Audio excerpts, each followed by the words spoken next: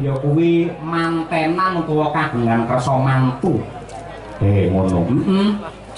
Putrane Pak Margono ana pira? Ana loro. Sing sepisan ya kuwi Mbak Siti Mardian Isroah SPD sing lagi di apa kuwi kepiyakake ing dina iki. Sing angka loro ya Mijil Putri meneh sing lagi SMP. Wedok kabeh. Tur panjenengane saka bombonge, saka mareme mergo aku sak kanca wis suwan mrene, mau aku diglandang mlebu ning dalem. Panjenengane Pak Margono keparengan ndika, Pak Dalang ampun kuwatir.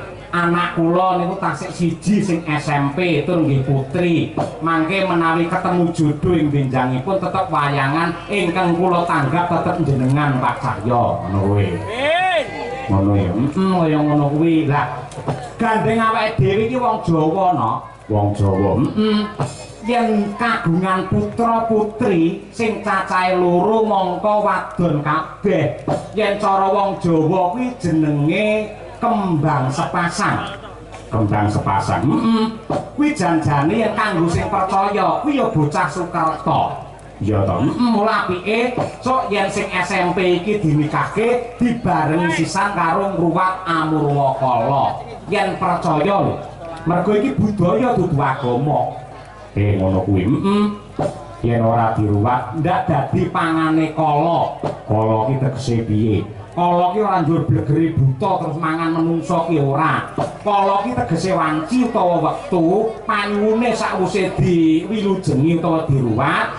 Jabang bayi sakloron putra putrine Pak Margono karo Bu Sri ing saben wanci wiwit esuk awan sore nganti bengi tansah manggiya yuwana Basuki adoh saka Sambikala. Ngono kuwi. Bocah Sukerta sing dadi pangane Bathara Kala ki apa wae? Akeh, Nduk. Bocah sing untang-anting kebanting kuwi ya pangane Kala, untang-anting lumunting kuwi ya pangane Kala. Anak siji. Kaya Pak Margono anak loro wedok kabeh iki jenenge kembang sepasang pangane Kala. Anak loro lanang kabeh iki jenenge uger-uger lawang ya pangane Kala. Anak telu lanang wedok lanang kuwi tegese sendang kapit pancuran ki ya pangane Kala. Ya. Bocah Sarimpi anak papat wedok kabeh kuwi ya pangane Kala. Cah Saramba anak papat lanang kabeh ya pangane Kala. Pandhawa anak 5 lanang kabeh kuwi ya pangane Kala. Pendawi anak 5 wedok kabeh ya pangane Kala. Bocah sing laire kalu usus kuwi ya pangane Kala. Bocah sing kulite bule kuwi ya pangane Kala. Bocah sing lair ana dalan kuwi ya pangane Kala. Wong wedok sing ngrubuhke dandang ki ya pangane Kala, wong wedok sing mecahke gandhik ki ya pangane Kala. Wong mantu kok ora nanggap wayang pangane Kala. Pengumuman iki. Ha iya. Wong marung dodolan ning wayangan kok kelarangan. Kopi sak cangkir regane kok 15.000. Bakule ya pangane Kala kuwi. Iya ngono ya, Mak. Kuwi kanggone sing percaya, wadine mboten nggih mboten napa-napa sing intisarinipun. Ayo nderekake karo Bapak Margono sekalian Ibu Sri Dwi Astuti anggene kagungan kersa syukuran muga-muga temanten kekalih Mbak Siti Mardian Isroah SPD kalian Mas Ilyas Revi Vandiono. Wah iya, muga-muga dadi keluarga ingkang kebak barokah antuk wahyune jodoh anane mung adem ayem tentrem jenjem permanem lan uga besok enggal pinaringan wujude nugraha putra golek kencana sing bisa tata jalma lan sedaya keluarga ageng Bapak Margono manggiya hayu lan rahayu sedaya para pamirsa ingkang rawuh nggih tansah pinayungan dening Gusti Allah wontenipun rezekinipun kathah melimpah ruah kebak barokah selamat donya nganti tekan akhiripun Allahumma amin. Hasbunallah wa ni'mal wakil.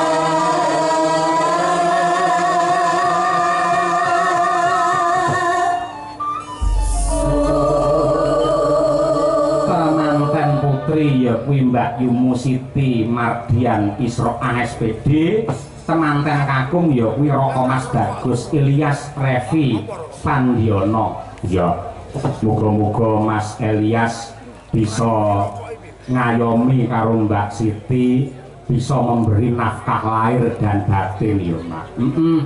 Nafkah lahir ki apa no? Nafkah lahir ku pamane magepokan karo sandang pangan karo papan.